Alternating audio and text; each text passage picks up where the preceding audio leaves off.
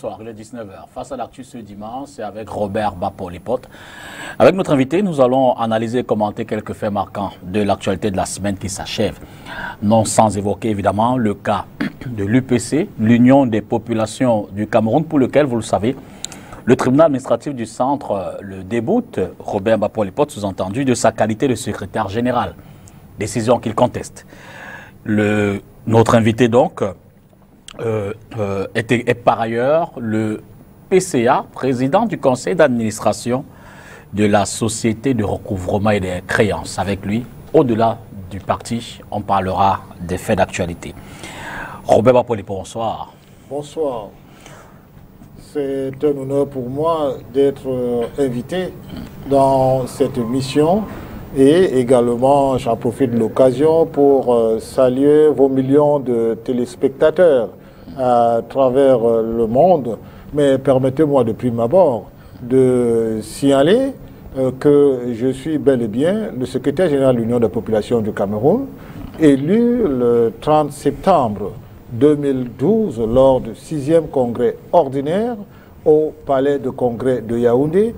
Et je voudrais d'ailleurs préciser que ce congrès n'a jamais été contesté parce qu'il était statutaire, légal et légitime. Jusqu'au moment où je vous parle, il n'y a pas un seul écrit qui conteste ni ce statut, ni ce congrès qui m'a porté à la tête de l'Union des populations du Cameroun. Vous croyez en la justice du Cameroun? Je crois bien évidemment en la justice de mon pays, ce d'autant plus que je suis républicain et que je travaille pour l'organisation de l'Union des populations du Cameroun dans un cadre institutionnel et également avec une approche qui respecte les institutions de la République et ceux qui les incarnent. Je voudrais également le dire que la justice étant l'œuvre humaine, en toute œuvre humaine réside également l'humaine condition. Ça veut dire que nous croyons en notre justice, mais également nous savons très bien que l'appréciation humaine peut avoir des aspérités qui peuvent être corrigées. Évidemment que l'appréciation humaine a décidé de vous débouter pour l'instant de votre poste de secrétaire général. Alors de la qualité de secrétaire général de l'UPC. Vous savez, j'appartiens... Et cette appréciation, évidemment... J'appartiens à une discipline intellectuelle qui met beaucoup l'accent sur ce que parler veut dire. D'accord. Et dans l'appréciation de l'acte qui a été posé par le juge administratif, il n'y a pas le terme débouté. Okay. Il y a tout simplement une ordonnance qui concerne deux parties en discussion. Et je puis d'ailleurs vous dire que nous n'avons pas été dans l'approche contradictoire où la direction du parti, que j'assume légalement, et reconnue par l'administration territoriale, a été associée. Ça veut donc dire que c'est en quelque sorte une périphérie qui ne touche en rien le cas de l'Union des populations du Cameroun que nous portons. Alors ma question est simple. Que retenez-vous de cette décision du tribunal administratif du centre qui semble ne pas vous conforter dans votre position de secrétaire général? Je ne parlerai pas comme vous qu'il y ait une décision qui conteste mon statut de secrétaire général de l'UPC. Parce que nous avons mis à votre disposition, dans le cadre de cette émission, les minutes de notre congrès. Nous vous avons montré les documents qui ont été déposés. Documents par ailleurs étudiés par la justice qui a... Non, ça il faut donc vous le dire. La justice n'a pas étudié ces documents. La seule personne qui a étudié ces documents parce qu'il avait devant lui les différents congrès qui se sont tenus de 2014 à 2012 par rapport au congrès statutaire qui s'est tenu du 29 au 30 septembre 2012, la seule personne qui est d'ailleurs en matière de droit le premier juge qui représente l'administration, c'est le ministre de l'administration territoriale et qui, à ce titre, s'est prononcé sur ce qu'il avait devant lui comme... Le ministre de l'administration territoriale n'est pas au-dessus des lois. Entendons-nous bien. Entendons-nous bien. Celui qui gère les partis politiques et qui assume la gestion également de la légalité, la conformité de ces partis politiques dans leur gestion interne, conformité avec les statuts interne de ces partis. Il faut à propos introduire votre... C'est le ministre de l'administration... Votre prise de parole tout à l'heure... C'est le ministre de l'administration territoriale. En reconnaissant que les hommes peuvent être faibles, donc peuvent avoir des décisions, évidemment, qui ne sont pas forcément conformes au texte et à la loi. Le ministre de l'administration territoriale dont on parle, on l'a vu dans une procédure précédente, notamment avec le CPP. Oh, c'est pas la même chose. Je suis d'accord avec vous. C'est pas la même chose. Pour le cas de l'Union des populations, pour le cas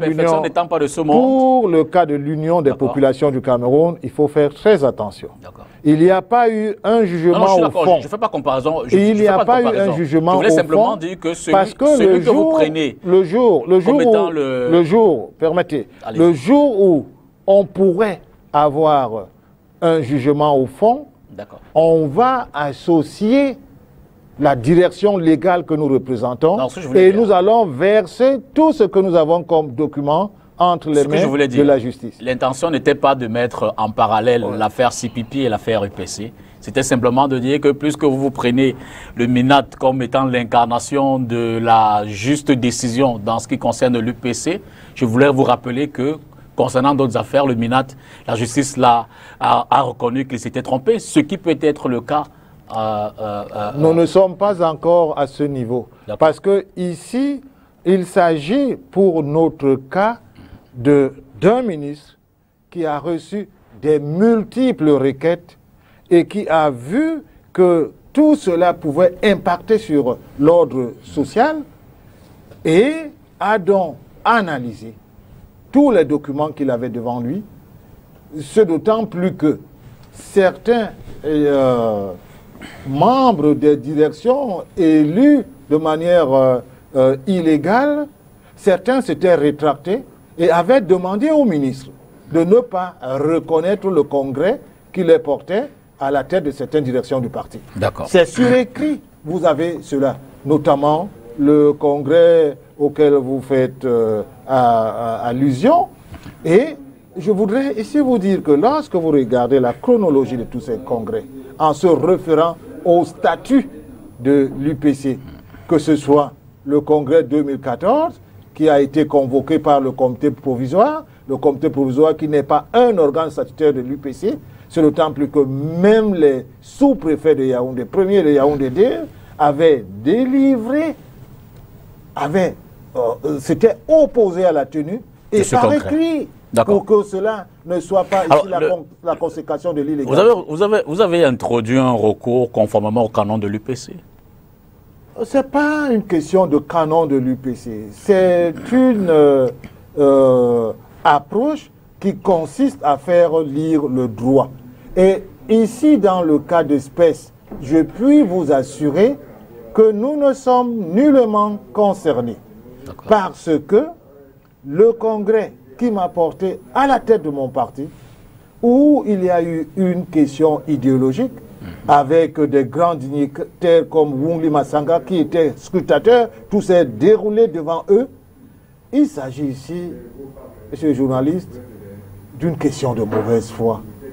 Tous ceux qui s'agitent, certains étaient au congrès, ce n'est que de l'agitation. Et ce n'est même pas avec Bapor Lipot qu'ils ont toujours eu à faire cela. Même du temps de Kodok, c'est un groupe qui est très bien reconnu au sein de notre parti. Nous avons choisi la voie républicaine pour mener notre action. Et c'est dans ce sens que, en 2013, nous sommes allés aux élections. Mais avant tout cela, on vous a connu à l'époque. Et eux, qu'est-ce qu'ils ont fait en 2013? Ils lançaient les cartons rouges partout, en disant qu'il ne faut pas voter les listes de l'UPC. Parce que leur démarche est claire. Quelle est leur démarche? Il faut travailler pour un soulèvement populaire et la prise de pouvoir par la rue. Or, depuis Augustin Frédéric Kodok, l'UPC n'est plus un mouvement. Augustin Frédéric Kodok a mené au sein de l'UPC la même mutation qu'a eu à réaliser Nelson Mandela avec l'ANC. À partir d'Augustin Frédéric Kodok, l'UPC est un parti politique. Et statutairement, nous avons été élu à la tête de notre parti et jamais il n'y a eu contestation. On vous a connu à l'époque dans l'association Terre des Hommes et ensuite au MLDC. Non, au MLJC. MLDC. MLJC.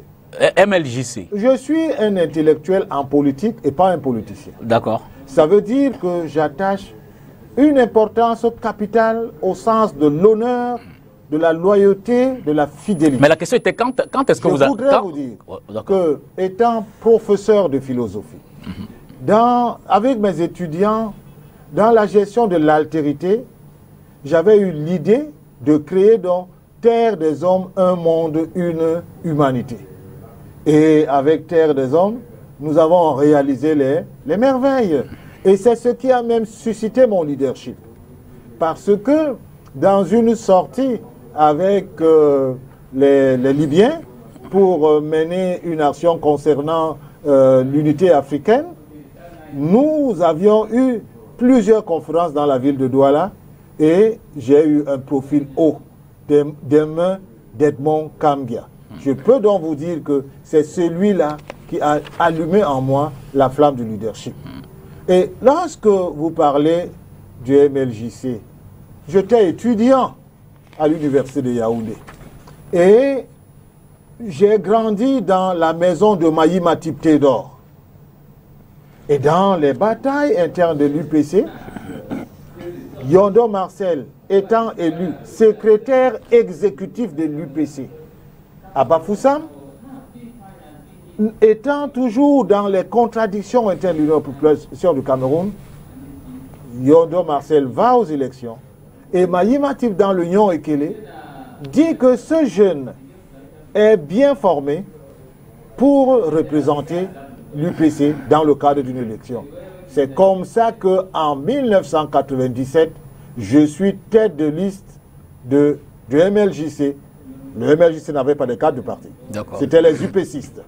Un peu comme on parlait d'une certaine mutation là dehors aujourd'hui avec un parti politique qui a su s'organiser pour être une alternative par rapport aux batailles de l'UPC.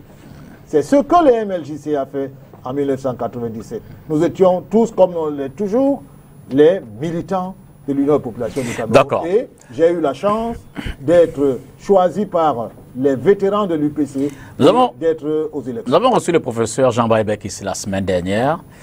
Et selon lui, il y aurait sur la scène camerounaise 3 factions de l'UPC. Les kodokistes, les manidémistes et les fondamentalistes. Lui et les autres se réclament des voilà. Je classe en 2 groupes les républicains sous la bannière d'Augustin Frédéric Kodok et les révolutionnaires qui se trompent d'époque et de contexte de combat et qui sont restés communistes, qui troquistes dans un contexte où oui, l'appareil qu'était l'UPC, avec son statut de mouvement, regroupait tout le monde. Mais vous avez vu avec l'ANC qu'au moment où l'ANC devait devenir véritablement un parti politique, vous avez vu les Steve Biko partir de l'appareil et autres. Et l'ANC est devenu un parti politique et a accédé au pouvoir. Augustin Frédéric Kodok a réalisé cette mutation. Nous, ces dignes fils, parce que je peux l'affirmer devant vous, parmi les difficultés que j'ai, tout part d'un seul fait. Mon père, Augustin Frédéric Kodok, m'a aimé, m'a formé pour être... Vous faites bien de prendre l'exemple de l'ANC, mais contrairement à l'UPC dont vous réclamez, l'ANC, vous l'avez dit, a accédé au pouvoir, changement de régime, changement de système. Mais on sait par exemple que l'idéologie de l'UPC, depuis le 10 avril 1888, est opposée au pouvoir en place, notamment. Non. Et qu'elle qualifie d'ojolatistes, permettez que je termine s'il vous plaît, elle qualifie d'ojolatistes tous ceux qui, évidemment, s'en rapprochent, aussi rapprochent. Et pensez-vous pas trahir la pensée des pères fondateurs, justement, de l'UPC quand vous apportez votre soutien Moi, j'ai appris la politique pouvoir, à l'école. Quand vous soutenez le président Biya, par exemple. J'ai appris la politique à l'école. D'accord. Et la politique relève des sciences humaines. Et nous savons très bien que, lié au fait social, la politique doit être dynamique. Même si Oumiobe existait aujourd'hui, il n'allait jamais agir comme si le contexte était statique. Et je puis vous assurer une chose, l'UPCisme tel que nous conduisons cette structuration, cette organisation, cette vision politique, notre engagement qui consiste à assumer avec honneur le testament d'Augustin Frédéric Kodok inscrit dans l'alliance UPC-RDPC, ce testament-là, cette approche politique-là, n'est pas en contradiction avec l'engagement donc politique. vous dites que Oumiobe vivant aujourd'hui serait proche, par exemple, du pouvoir. Il aurait accepté de travailler avec le colon français, devenu peut-être aujourd'hui partenaire, travailler avec le régime en place, vous le dites. Il n'y a pas de colon français au Cameroun. Et je voudrais vous le dire, les yeux dans les yeux, il y a du Oumiobe dans l'action politique de Paul Biya. Comment ça? Je vous le dis, les yeux dans les yeux. Comment ça? À vous de regarder la démarche politique. Justement, j'ai du mal à voir avec mes lunettes, c'est pour ça que je demande. À vous de regarder. Vous pourrez mieux expliquer. La démarche. Le président Paul Biya serait-il serait-il proche de l'idéologie de Oumiobe? Je vous dis qu'il y a du Oumiobe dans l'approche politique de Paul Biya. Nous ne nous laissons pas embrigadés par le populisme béat qui tend à néantiser tout ce qui est posé comme engagement politique. Lorsque vous regardez l'engagement politique de Paul Biya et que vous vous référez aux échos dans les rapports avec la communauté internationale, vous allez vous reconnaître dans l'action politique. Justement, si on retient... Je vous prends un cas. Si on retient un élément de Oumiobe, c'était d'abord la libération du Cameroun par les Camerounais et pour les Camerounais. Donc, loin de toute compromission, loin de tout engagement aux côtés de ceux-là dont ils estimaient que n'était pas pour l'indépendance véritable du Cameroun. Non, je vous connais très bien et je ne peux jamais vous donner une épaisseur certaine d'une certaine naïveté. Oumiobe connaissait très bien les relations internationales. Et ce pays est indépendant. Ce qu'il s'agit de faire aujourd'hui, c'est de nous engager dans la compétition des rapports internationaux, dans la compétition entre les États et de faire prévaloir nos propres intérêts. L'idée d'une seconde indépendance qui embarque les révolutionnaires tapis dans l'ombre dans l'UPC et qui utilisent une certaine intelligence malsaine, cette idée est nulle. Nous avons lutté. Quand je dis nous, les pères fondateurs ont lutté pour 3 idéaux fondamentaux. Ils ont lutté pour la réunification de ce pays. Ce pays est un et indivisible. Ils ont lutté pour l'indépendance de ce pays. Ce pays est véritablement indépendant. Et le 3e élément majeur qu'a utilisé Augustin Frédéric Kodok pour installer l'UPC dans les arcanes du pouvoir et même des institutions de la République, c'est l'élévation du standard de vie de nos populations. Bien évidemment, sauf si on veut être révolutionnaire à la bolchevique ou de trotskiste aujourd'hui, l'action politique de l'UPC moderne aujourd'hui s'inscrit dans le développement véritable du Cameroun. Si vous parlez d'Odjoula à un jeune Camerounais dehors, qu'est-ce que cela lui dit? Absolument rien. Je pourrais vous répondre que si on parle de Oumiobe, ça pourrait ne rien dire. Non, il connaît Oumiobe, mais justement, Oumiobe était opposé à ce que Odjoula représentait. Mais Odjoula donc là, on ne peut pas aller... Oumiobe non plus. Il n'y a plus de colons ici. Oumiobe non Même plus. Le néocolonialisme, c'est un bug au niveau des logiciels. Je suggère comprendre le premier stop de l'émission. Nous avons des camarades qui ne parviennent pas à changer de logiciel et qui ne peuvent... qui vous reproche surtout que le changement de logiciel chez vous, c'est de vous être rapproché du gouvernement. Ah non, je suggère comprendre le premier logiciel, c'est que à travers l'alliance UPC-RDPC, l'Union des populations du Cameroun a eu l'opportunité de faire les marques dans le développement de notre pays. On y revient dans une minute. Le temps pour nous de prendre le premier reportage, évidemment, qu'on va commenter juste derrière. Il s'agit de ce dilemme qui semble opposer désormais le préfet des Hauts-Plateaux à Sa Majesté Sokudjou, le chef supérieur des Mabédjou, vous le savez.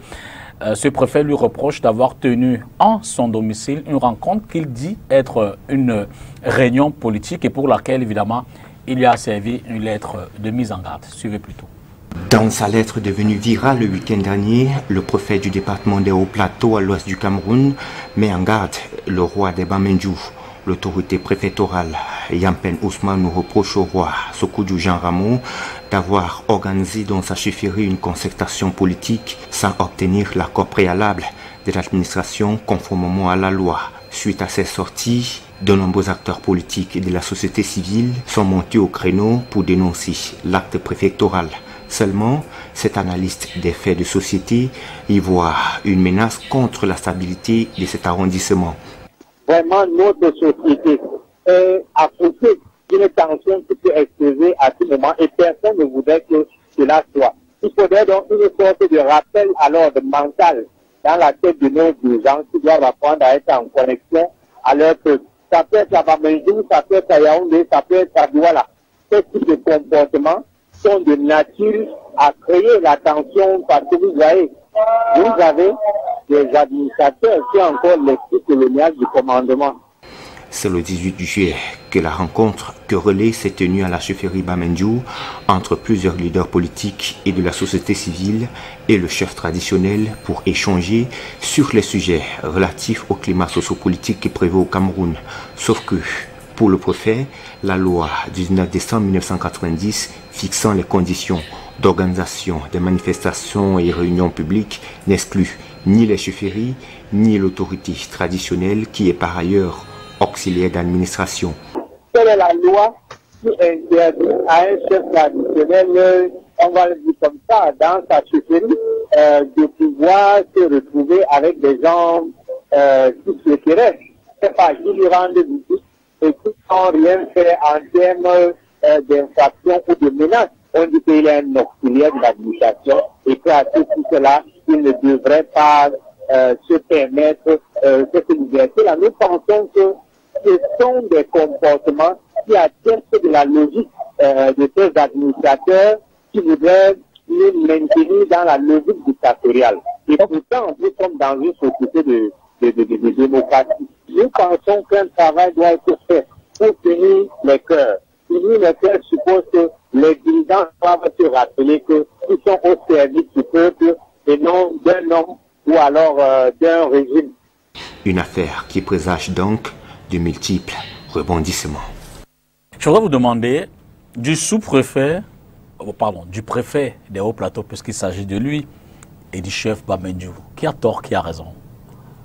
Je crois que pour le cas d'espèce, j'ai beaucoup de respect pour le chef Sokudjou. Vous connaissez très bien son passé. Absolument. Et même c'est l'UP6 d'ailleurs. Et son âme UP6. Absolument. J'ai du respect pour son combat. Et je voudrais également dire que l'espace est républicain. Le préfet joue son rôle de veille qui doit être pour le chef Sokudjou un thermomètre de son action. Je voudrais bien qu'il y ait le populisme autour de cette question, mais le préfet a joué pleinement son rôle de remettre au chef Sokudjou un thermomètre pour mieux analyser le rapport entre son action et le devoir républicain du citoyen qu'il est. Alors, lui-même soumis souvent, tout au moins dans son arrière, dans ses origines, puisque le débat y est presque, d'aucuns ont pensé que le préfet Yampen aurait été affecté à Fumban, qui n'aurait pas eu la même attitude. Certes, nous sommes en République, mais est-ce qu'il n'y a pas eu un excès? Est-ce qu'il n'y a pas eu du zèle de la part du préfet? Est-ce que le préfet n'aurait pas pu s'y prendre autrement que par les menaces? Je crois que pour que le préfet mette un accent particulier sur le devoir de respect des institutions de la République, que vous appelez menace, je ne voudrais pas ici vous considérer comme celui qui serait à l'aise dans un espace où la République n'existe plus. Donc, ce rappel de devoir d'un citoyen exigeant qu'il puisse être que son action soit en adéquation avec ce que veut la République, ce n'est pas une menace. Je vous le dis encore, c'est un thermomètre qu'on remet ici à un citoyen qui, plus est, représente une autorité morale dans un espace où les autres citoyens peuvent le considérer comme, doivent même le considérer comme un modèle pour leur société. Est-ce que être modèle, c'est violer le statut et même les lois de la République? Je ne pense pas. Donc, que cela ait suscité une prise de conscience de sa part, cela nous permet de reconnaître que le préfet a joué pleinement son rôle, surtout nous qui sommes très respectueux des institutions de la République et de ceux qui les incarnent.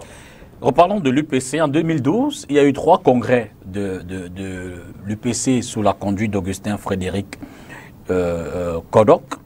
À l'époque, il y a eu un rejet des listes sénatoriales. Vous vous en souvenez certainement. Bien évidemment. Qu'est devenue la commission du 4 juillet 2013 qui a permis votre investiture pour être député? Oh mais d'abord, vous tronquez l'histoire. Je sais qu'on vous a fait avaler certaines distractions, intellectuelles. Vous n'allez pas me réduire à cela, vous voulez, non, je vous ai dit tout à l'heure que vous connaissant très bien, je ne saurais accepter l'épaisseur de votre naïveté. Et je voudrais vous dire que c'est Paul Hipote qui investit les candidats lors des élections de 2013. Parce que Paul Hipote a été élu secrétaire général de l'Union des populations du Cameroun et que c'est le seul congrès qui a respecté les statuts de l'Union des populations du Cameroun, les statuts de 52 tels que modifiés par le congrès de 1996 et celui de 2004. Parce qu'il y a aussi ce débat. Vous allez voir certains UPCistes qui vous parlent des statuts de 52 comme si cela n'avait jamais été modifié. Je vous le dis et je l'assume en tant que dirigeant de l'Union des populations du Cameroun, l'UPC aujourd'hui est régi par les statuts de 52 tels que modifiés par le congrès de 1996 et celui de 2004. Et que l'UPC dont je gère la légalité, la légitimité, le sigle a été protégé par Augustin Frédéric Kodok au niveau de l'OAPI. Et pour revenir à votre question, lorsqu'il a s'agit d'investir les candidats, en 2013, même celui qui était assis ici dernièrement, dimanche passé, Jean Baïbec, c'est le conseiller municipal, l'ancien conseiller municipal de la mairie de Matom. Il a reçu son investiture de ma main. Et moi, j'ai beaucoup de respect pour Jean Baïbec parce qu'en réalité, Jean Baïbec pose un problème idéologique. Ce n'est pas de la haine gratuite, ce n'est pas une approche... Parce qu'il y a quand même de la haine. C'est pas une approche de tout ce que je rencontre dans l'UPC. Vous savez, parfois, il y a certains camarades qui viennent me dire « Oh, Robert Paul Hipote, en tant que secrétaire général, avec votre mandat, vous faites un travail merveilleux, mais ce qu'on vous reproche, c'est l'alliance avec le RDPC. » Et je dis « Bon, mais qu'est-ce qu'il y a dedans ?» Ils disent non, le problème c'est que j'aurais pu être ministre, mais malgré mes services au RDPC, je n'ai pas eu ce statut. Alors, je dis, mais où est le problème du PC dans l'échec de votre carrière? Tel va vous dire, j'aurais pu être général à cause de mes services rendus à la République, mais le régime en place n'a pas pu faire que je le sois. Alors on devient réfugié dans l'UPC. Je dis, ce n'est pas un problème politique. Posez-nous un problème idéologique. Et moi, le problème idéologique a été posé au congrès de 2012. Et j'ai dit devant les Wungli Masaga, le dignitaire Wungli Masaga, pour le patriarche, pour qui j'ai beaucoup de respect, j'ai dit, nous maintenons l'alliance UPC-RDPC. Et j'avais pour adversaire ce jour Paul-Alphonse Sopa, honorable Paul-Alphonse Sopa, pour qui j'ai également beaucoup de respect, parce que lorsque j'ai gagné les élections, il a pris le micro, il m'a félicité et il est rentré dans mon bureau comme vice-président de l'Union Population du Alors Cameroun. 2012, congrès... Donc 2012, il faut dire au peuple camerounais que lors des élections de 2013, ce que la direction que je conduis a pu donner comme effort et de reconnaissance à notre engagement, c'est que nous avons pris l'UPC. Au moment où nous sommes élus à la tête de l'UPC, l'UPC n'est pas à l'Assemblée nationale. En congrès, le 30 nous avons septembre 2012. ramené l'UPC. Nous avons ramené l'UPC à l'Assemblée nationale. Nous avons ramené l'UPC dans les mairies. Et après cela, avec l'alliance UPC-RDPC, je suis rentré dans les négociations avec notre allié, le RDPC. Et nous avons un sénateur au Sénat du Cameroun jusqu'au moment où je vous parle. Alors aujourd'hui, nous sommes en 2020. On parle d'un congrès qui s'est tenu le 30 septembre 2012. Quelle est la durée de votre mandat en tant que secrétaire général? Et là, il faut également le dire. Augustin Frédéric Kodok, dans les modifications des statuts de 96 et de 2004, le mandat de l'UPC a été aujourd'hui, c'est 5 ans. D'accord.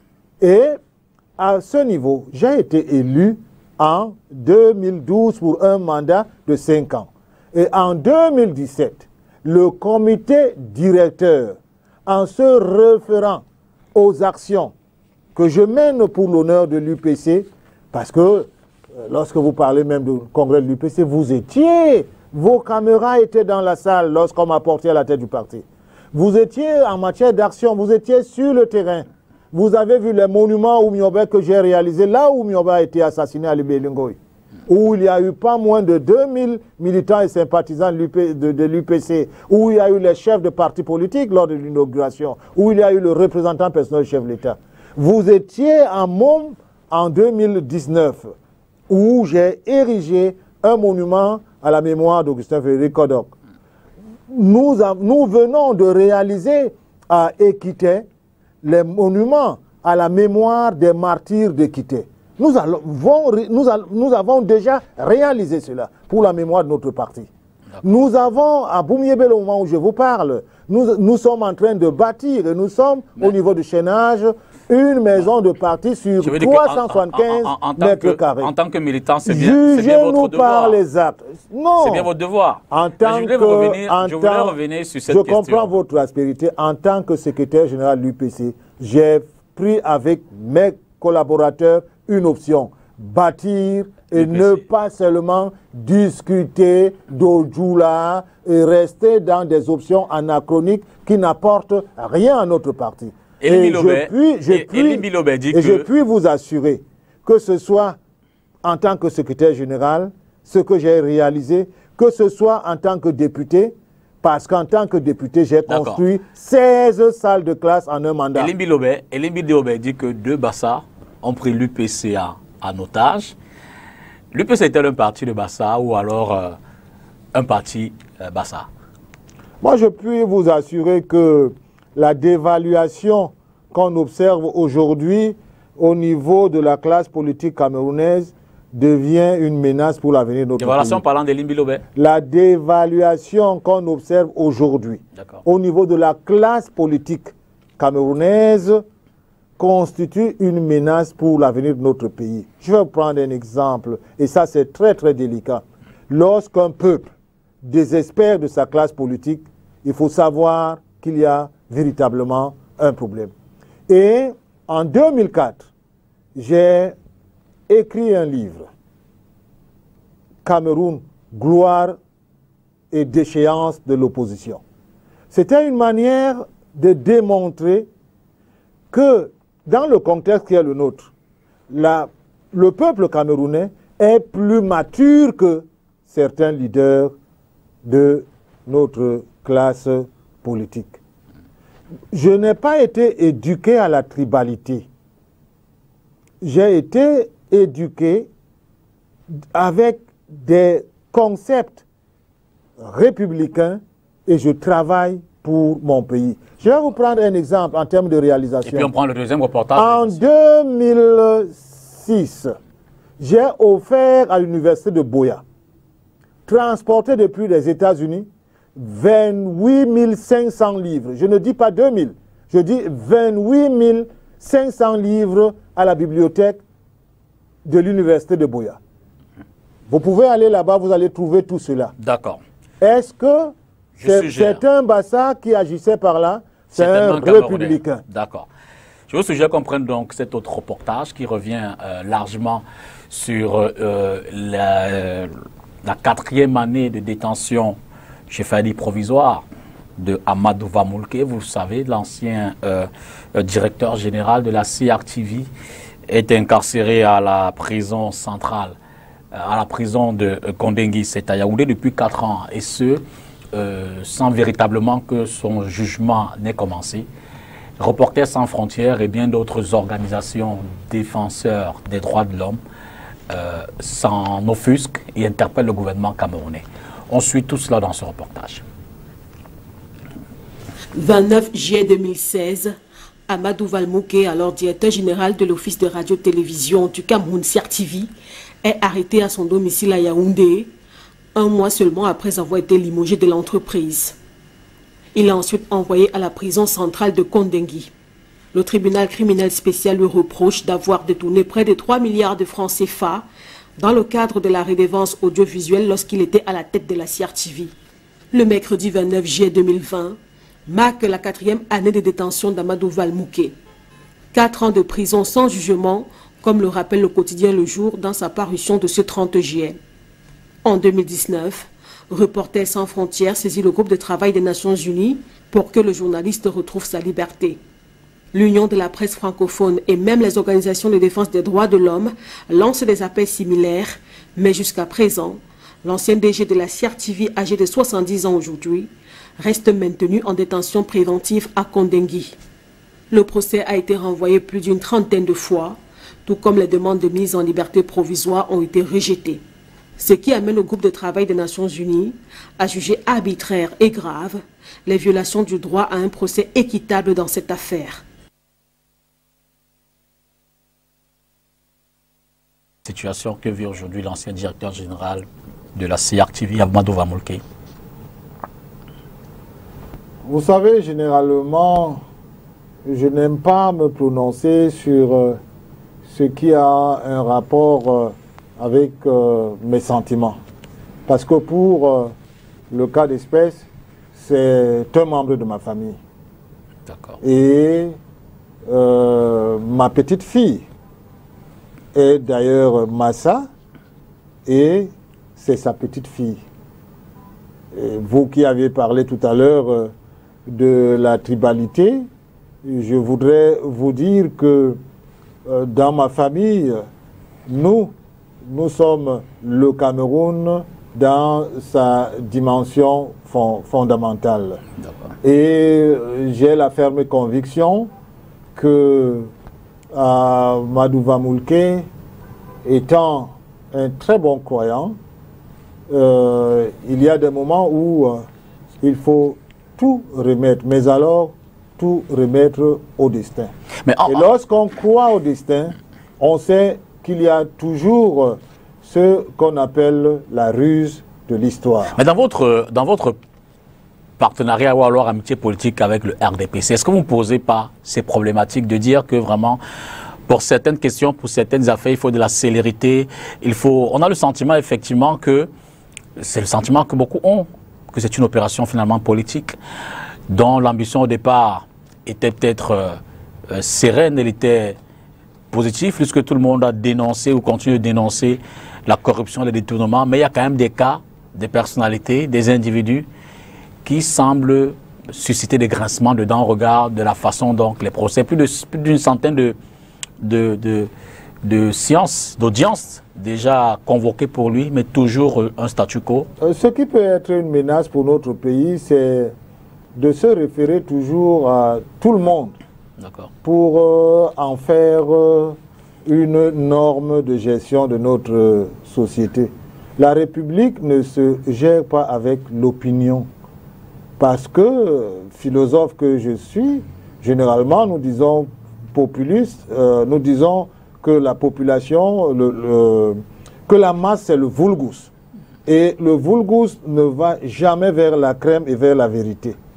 Et faisons confiance à notre justice qui, généralement, arrive toujours à innocenter ceux qui ont été peut-être victimes d'une certaine, peut-être mauvaise lecture d'un contexte ou d'un élément pour le cas d'espèce.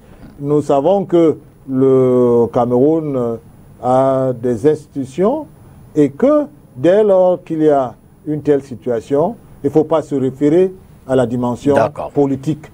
C'est d'autant plus que Amadou Vamulke n'a jamais eu un engagement politique qui puisse susciter une certaine volonté de le détruire, comme on le dit vulgairement dans les batailles politiques. Parlons au niveau de l'UPC. Pour dire qu'en octobre 2017, il y a eu un congrès. Un congrès, j'ai failli dire, grandement suscité par le MINAT, mais vous n'y étiez pas. Je voudrais vous dire une chose. Il n'y a pas eu un congrès en 2017.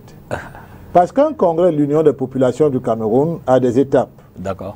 Il y a le comité directeur qui est la seule instance de l'UPC qui convoque un congrès.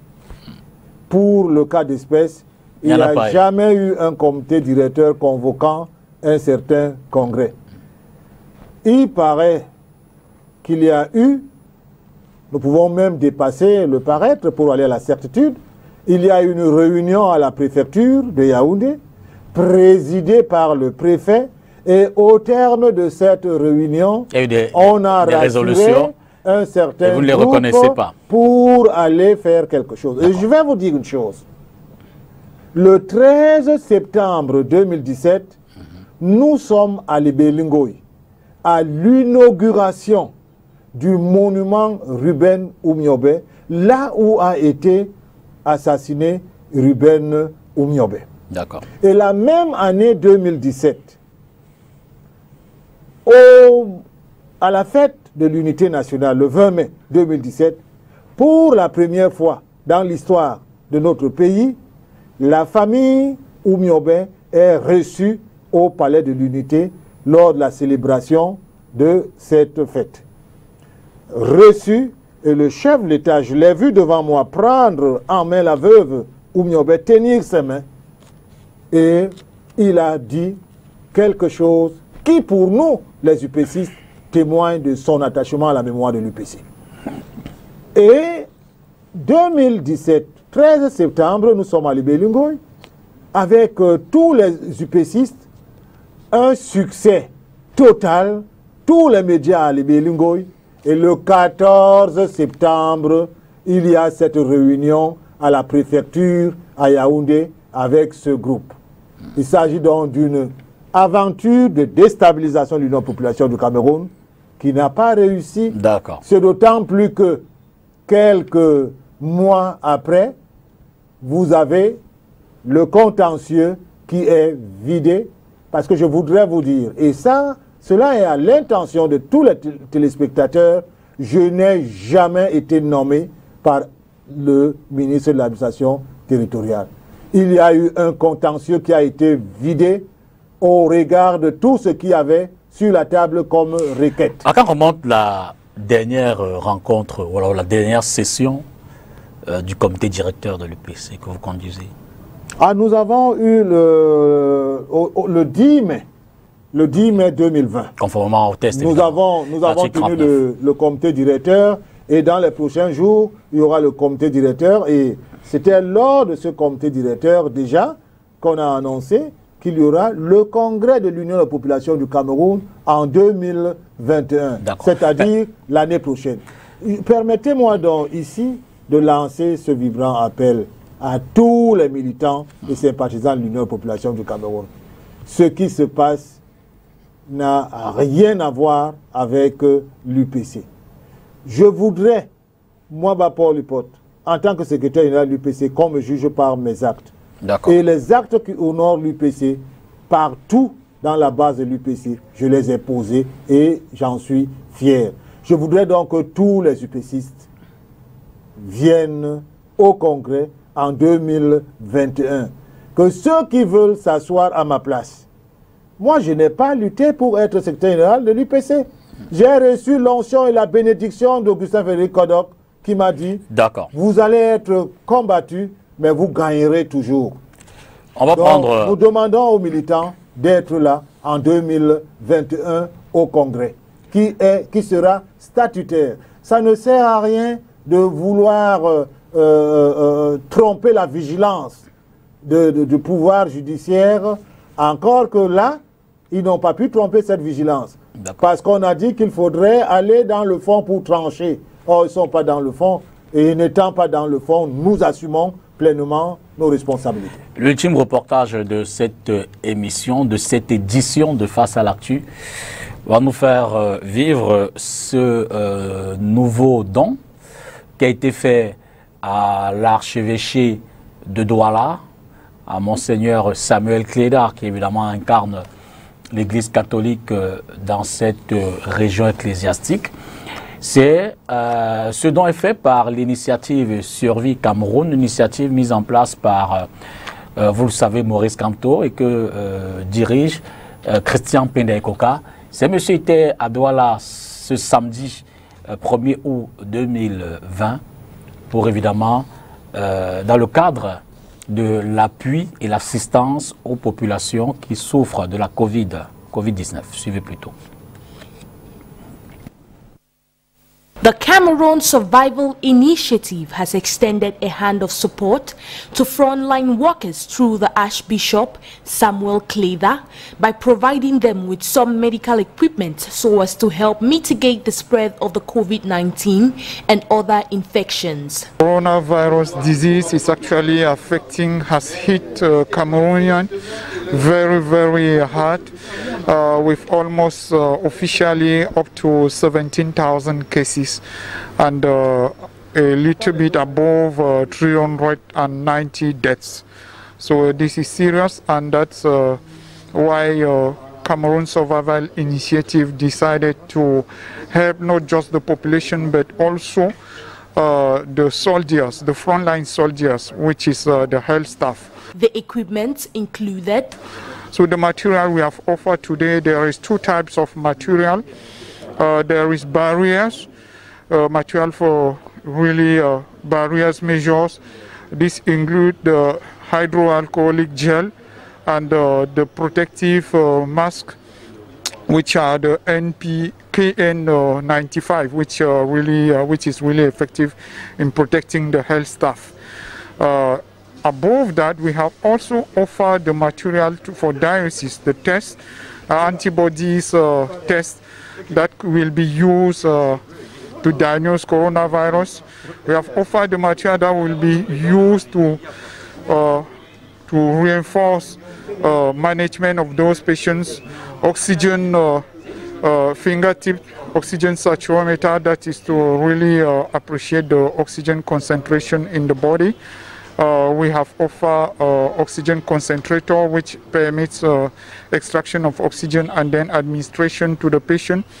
We have offered electrocardiograph, which permits the recording of the electrical activity of the heart, because as you know, our national protocol has medications, and some of those medications might have some undesired effects in patients who have cardiac disease. So it's good to do electrocardiograms before starting those treatment. The Archbishop praised the efforts of this group while promising amicable distribution. Très heureux de nous accueillir pour la deuxième fois. Donc il faut bien le noter, pour la deuxième fois. Vous nous avez déjà présenté. I'm happy to welcome you all for the second time. You already offered us medical equipment. which were used in the fight against the COVID-19. It was of great help to us. We distributed the materials in the different health centers. Énormément aidé. Nous avons pu distribuer ce matériel dans nos formations sanitaires. These equipments are not only meant for medical staff, but will also go a long way in equipping and upgrading medical facilities.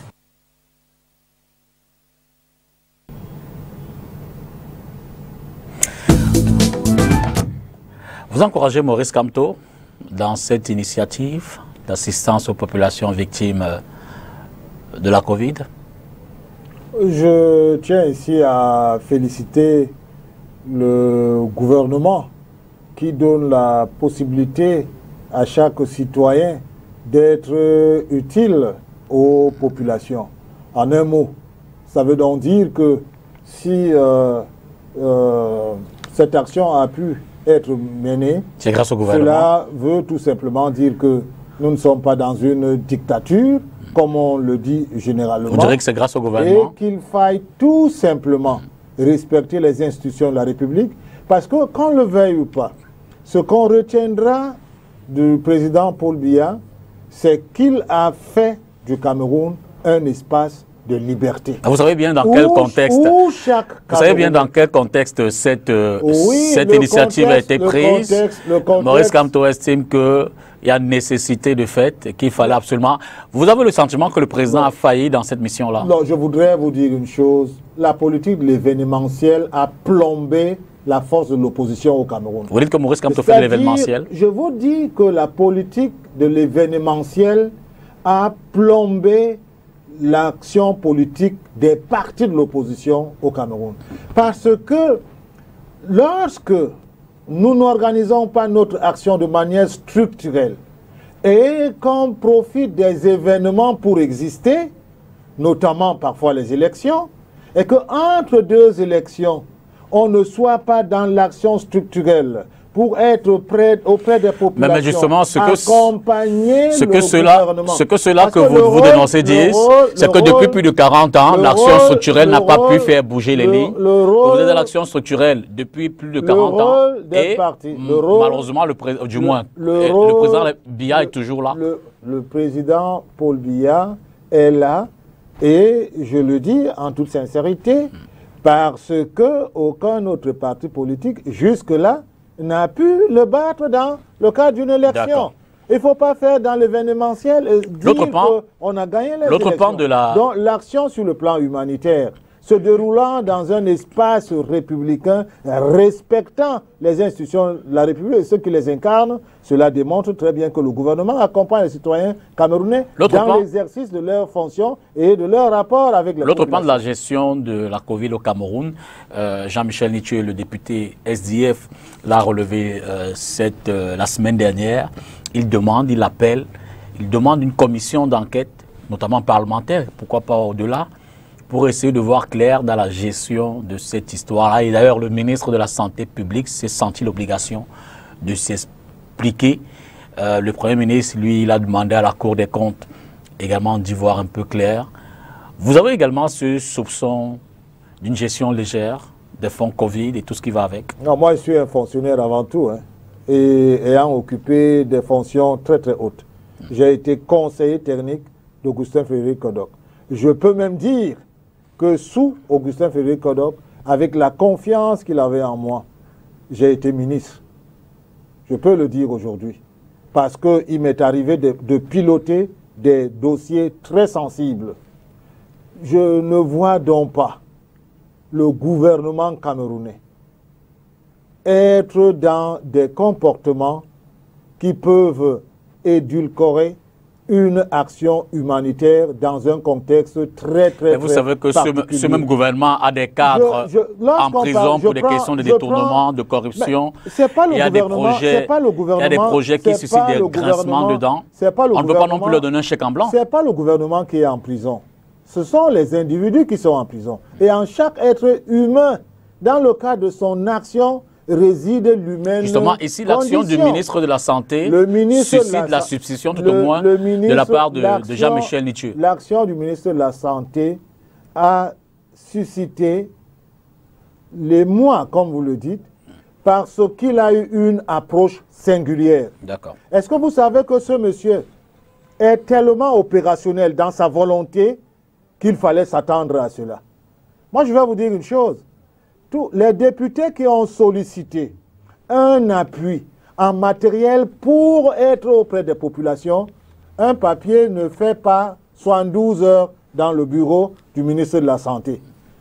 Et je puis vous assurer que dans le cadre de la coopération avec le Japon, le cadre de la coopération avec le Japon, nous avions eu un programme qu'on appelait Food for Progress, où le gouvernement japonais met des tonnes de riz à votre disposition et le gouvernement revend ce riz auprès des grossistes et recueille cet argent pour financer les projets. C'est pas le cas du riz Orca. S'il vous plaît. Et ceci dans la convention avec le gouvernement japonais. Vous voyez donc que lorsqu'on rentre dans le populisme et qu'on dise, ça je ne peux pas vérifier, et qu'on dise qu'on a vu le riz de telle entreprise chez un grossiste, je vous dis déjà les formes de convention. Donc, ce n'est pas avec la rue qu'on va gérer l'État. Vous qui n'êtes pas dans le populisme, vous donnez, pas avec la rue un chèque en blanc l'État. à Malachi Manaouda sur la gestion des fonds Covid. Vous dites rien à cirer, tout va bien? Je vous dis, le rôle peut-être d'un député, c'est d'être républicain, de saisir le gouvernement pour un éclairage sur une zone d'ombre qu'on imaginerait. D'accord. Mais je suis désolé de voir parfois qu'on rentre dans le populisme au point où on en fasse sa boussole d'action. Et c'est ce que l'UPC appelle l'événementiel. Une dernière question par rapport à l'UPC, et puis on va si d'aventure le ministre de l'administration territoriale vous convie à une assise pour parvenir à un seul congrès, en seriez-vous favorable? Je vous ai dit que le comité directeur de l'Union des populations du Cameroun a déjà programmé le congrès de l'UPC pour 2021. On va commenter les images qui suivent, puisque le temps nous tenant à la gorge. Eric, on va certainement les découvrir, hein. Il faut le dire à nos téléspectateurs. Ce dimanche matin, le sous-préfet de l'arrondissement de Douala 1er est allé du côté de Finesse. Finesse, vous le savez, cette agence de transport qui a eu une actualité regrettable la semaine surpassée. Au cours d'une rixe, un gendarme est mort et un autre a été grièvement blessé. Suite à quoi, les autorités préfectorales sont allées là-bas pour y apposer des scellés. Et ce matin donc, le sous-préfet de l'arrondissement de Douala 1er est allé procéder à la levée de ces scellés-là. C'est pour dire que si l'enquête se poursuit et que ceux qui sont soupçonnés d'être les auteurs de cette rixe-là sont entre les mains de la justice, les activités vont normalement se dérouler là-bas. À l'occasion, je profite donc pour vous dire qu'à la lumière des éléments nouveaux qui nous sont parvenus, dès la fin de l'émission de la semaine dernière, vous le savez, nous avons affirmé que le second gendarme impliqué dans cette risque-là, en Pinec Voyage, n'est pas décédé. Les informations précédentes sur cette antenne disaient donc le contraire. Il apparaît que nos informations n'ont pas été bienveillantes pour arriver à ces conclusions-là. Un travail de vérification et d'analyse a été fait, notamment auprès du commandant de la Serge Atonfak Demo, le chef de la division de la communication auprès du ministère de la Défense. Nous excusons donc auprès de nos téléspectateurs, auprès de ceux et celles qui ont pu être induits en erreur, auprès de la famille de la victime et auprès du ministère de la Défense, ainsi qu'auprès de vous, chers amis téléspectateurs. Nous vous rassurons que la vigilance sera davantage faite parce que nous sommes une chaîne qui se démarque par son professionnalisme. Merci d'avoir regardé cette autre édition de Face à l'actu. Peut-être un dernier mot, merci. Le dernier mot ici, je voudrais dire aux UPCistes que nous travaillons pour que notre parti soit respecté et que toute notre action ne porte que sur la grandeur de notre parti. Et qu'il faille aujourd'hui mettre entre parenthèses toutes les querelles et rendez-vous au congrès de l'UPC en 2021. Merci Robert Bappo-Lipote et bon retour sur Yaoundé. C'est moi qui vous remercie et je voudrais vous rassurer que chaque fois que nous serons sollicités pour apporter cet éclairage à nos militants et sympathisants, nous serons toujours là. On aura d'autres occasions. Merci à vous à la maison. Dimanche prochain, 19h, face à l'actu, on sera à une autre édition. Bonsoir et bon début de semaine.